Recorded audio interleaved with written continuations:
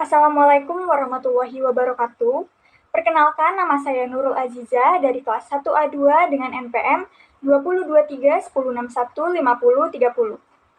Pada video ini, saya ingin mempresentasikan materi terkait komponen ekosistem jaring-jaring makanan di lingkungan sekitar dan siklus air.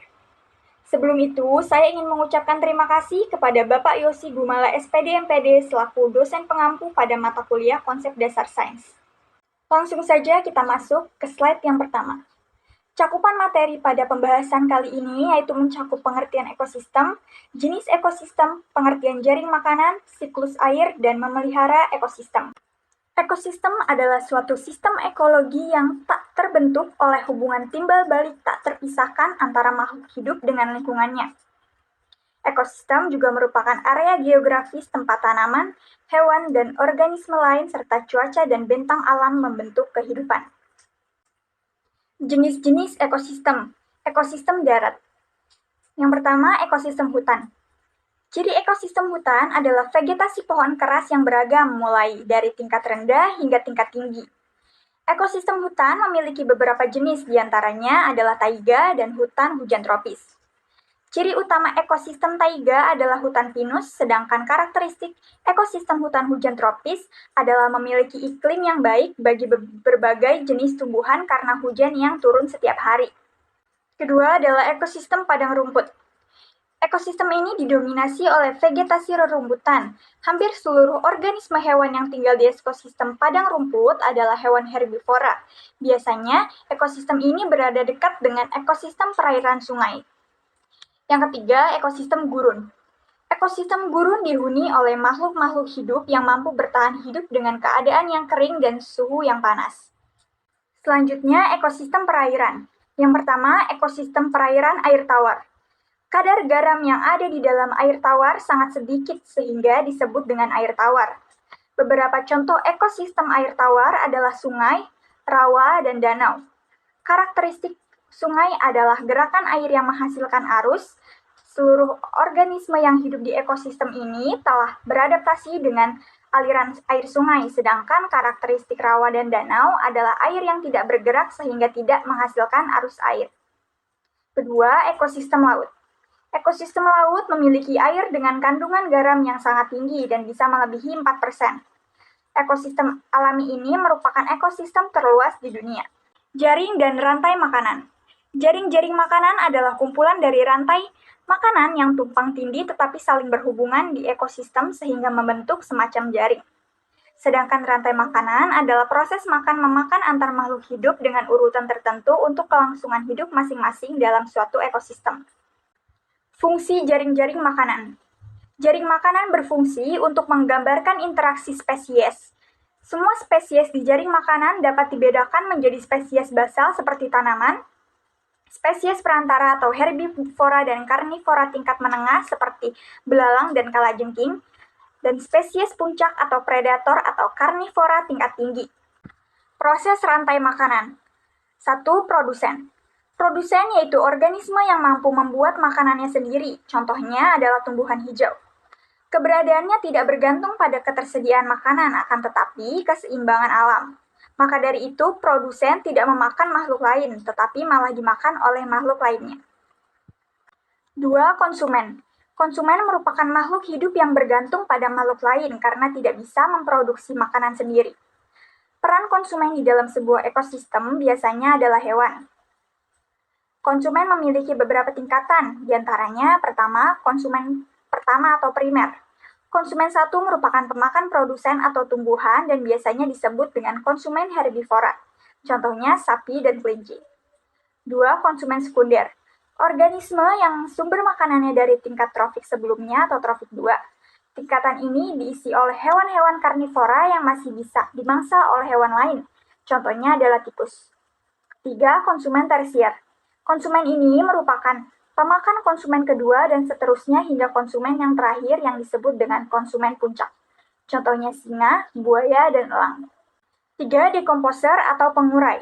Pengurai merupakan organisme terakhir dalam rantai makanan karena pengurai merupakan organisme yang mampu mengubah zat organik menjadi zat anorganik. Pengurai mengurai bangkai atau tumbuhan yang sudah mati lalu mengembalikan nutrisinya ke dalam tanah yang akan digunakan tanaman untuk berfotosintesis. Disinilah siklus dari rantai makanan dimulai lagi. Contoh pengurai yaitu jamur dan bakteri pengurai. Contoh rantai makanan berdasarkan ekosistemnya. Contoh rantai makanan di darat, pertama padi, tikus, ular, elang, pengurai. Padi yaitu sebagai produsen yang menghasilkan makanan untuk organisme lain. Tikus merupakan konsumen primer dengan memakan padi untuk kelangsungan hidupnya. Ular berperan sebagai konsumen sekunder karena ular merupakan pemakan hewan lainnya atau karnivora dan ular memakan tikus sebagai sumber energinya. Keempat, elang. Elang yaitu berperan sebagai konsumen puncak. Elang memakan ular untuk kelangsungan hidupnya. Terakhir, pengurai. Perannya yaitu mengurai elang agar zat-zat dan nutrisi yang dapat diserap kembali oleh tanah dan dapat diserap oleh tumbuhan untuk proses fotosintesis. Contoh rantai makanan di laut. Fitoplankton, ikan kecil, anjing laut, hiu, decomposer. Fitoplankton sebagai produsen karena dapat membentuk cadangan makanan yang disebut amilum melalui proses fotosintesis. Ikan kecil sebagai konsumen primer karena ikan kecil memakan fitoplankton agar dapat bertahan hidup. Anjing laut berperan sebagai konsumen sekunder karena anjing laut memakan ikan kecil. Hiu berperan sebagai konsumen puncak karena hiu memakan anjing laut agar dapat bertahan hidup. Terakhir, decomposer. Perannya yaitu mengurai hiu pada saat mati. Contoh rantai makanan di danau yaitu energi matahari, fitoplankton, zooplankton, larva capung atau nyamuk, ikan, buaya, dan pengurai. Contoh rantai makanan di gurun, kaktus, tikus, kalajengking, dan ular. Siklus air. Siklus hidrologi atau siklus air adalah siklus yang tidak berkesudahan dari atmosfer ke bumi dan kembali lagi ke atmosfer. Proses ini berlangsung selamanya. Sirkulasi air terjadi melalui beberapa proses, yaitu evaporasi, kondensasi, presipitasi, infiltrasi, limpasan, dan konsumsi. Beberapa rangkaian siklus tersebut dapat dibagi menjadi dua fase, yaitu fase atas dari siklus air, yaitu fase siklus yang terjadi di atmosfer bumi, fase bawah dari siklus air, yaitu fase siklus yang terjadi di permukaan dan di bawah permukaan bumi. Siklus air fase atas. Yang pertama, evaporasi. Evaporasi yaitu fase penguapan dari permukaan bumi yang terjadi di danau, sungai, sawah, bendungan, maupun laut. Penguapan ini bertujuan untuk mengubah air cair menjadi air gas sehingga dapat naik ke permukaan atmosfer. Semakin tinggi panas matahari, semakin banyak air yang diubah menjadi uap air dan naik ke atmosfer. Saat air permukaan dipanaskan, air sebenarnya mendidih tetapi hanya di permukaan terlebih dahulu. Panas yang diserap langsung di permukaan atas air yang bersentuhan dengan udara luar memungkinkan molekul atau partikel air di permukaan mendidih dan menguap seketika tanpa harus mendidihkan seluruh bagian air. Selanjutnya, kondensasi.